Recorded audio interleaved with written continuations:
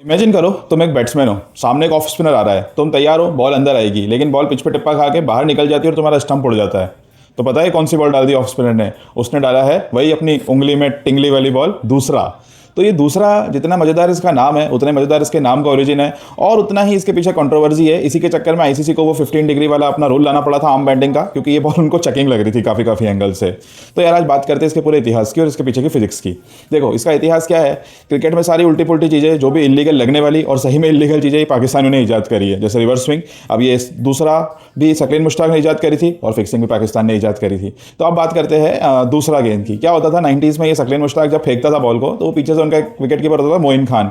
तो वो कहता था कि यार साकिब दूसरा वाला फेंक, दूसरा वाला फेंक। एक कमेंटेटर होते थे उस जमाने में टोनी ग्रेग, उन्होंने ये सुन लिया यार स्टंप माइक से कि क्या बोल रहा है दूसरा। तो उसमें पूछ लिया पोस्ट मैच में, तो उसने कहा हाँ भाई ये इसका नाम दूसरा है इस गेंद का। तो अब इसमें होता क्या है दूसरा में, देखो एक जब नॉर्मल ऑफ स्पिनर बॉलिंग करता है तो वो एक तो इंडेक्स फिंगर और एक मिडिल फिंगर से आर्म को अपने प्रोनेट करता है, मतलब अंदर की तरफ लेके उसको क्लॉकवाइज मूवमेंट देता है, इंडेक्स फिंगर और मिडिल फिंगर से पकड़ के। तो ये बॉल ऑफ स्पिन जाती है। लेकिन अब क्या है, जो दूसरा बॉल है उसमें एक्शन बिल्कुल सेम रखना होता है, बिल्कुल वृत्त सीधी दिखेगी। लेकिन वो तुमने ऐड देखा होगा उंगली में टिंगली हरभजन सिंह वाला। हाँ, हरभजन सिंह भी दूसरा ढह डालते थे अपने खास हथियार में। तो ये जो तुम बॉल देख रहे हो, ये जो तुम उंगली देख रहे हो, यहाँ पे मिडिल की जगह पे ये आ जाएगी रिंग फिंगर। ठीक है, रिंग फिंगर आ जाएगी। ये उंगली, ये टिंगली, उंगली टिंगली। अब बात यह है कि जो इसको झटका देना है, ये बिल्कुल ये जो स्विच है फिंगर का, ये बिल्कुल लास्ट मोमेंट पे होगा, और जो इसको झटका देना है वो इसको काउंटर क्लॉकवाइज देना है, ना कि क्लॉकवाइज। तो इससे क्या होगा कि जब बॉल घूमती हुई जाती है ना, तो मैंने एक वीडियो में बताया था कि वो एक मैग्नेस इफेक्ट लगता है जिससे बॉल हवा में ट्रिप हो जाती है और जहां पे जानी होती है वहां पे ना जाकर के पहले टिप्पा खा जाती है।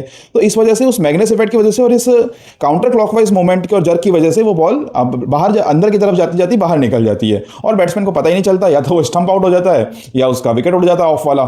तो ये था दूसरा बॉल का इतिहास। अब बात आती है कि इसमें कंट्रोवर्सी क्या थी। देखो जब उंगली को आप ऐसे स्विच करते थे और उसको काउंटर क्लॉकवाइज झटका देते थे, तो नॉर्मल ऑफ स्पिन में तो ये करना आसान हो रहा था। लेकिन जब आप इसको ऐसे कर रहे हो काउंटर क्लॉकवाइज, तब क्या हो रहा था कि आपका आर्म जो है वो 15 डिग्री से ज़्यादा ही बेंड हो रहा था।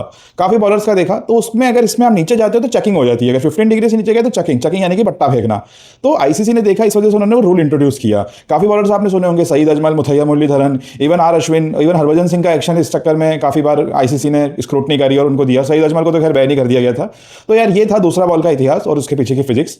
अब आपको अगर अच्छा लगा तो कमेंट कर जाओ और मुझे कल के लिए कुछ टॉपिक सजेस्ट कर जाओ कमेंट्स में। अब मिलते हैं अगले वीडियो में, बाय।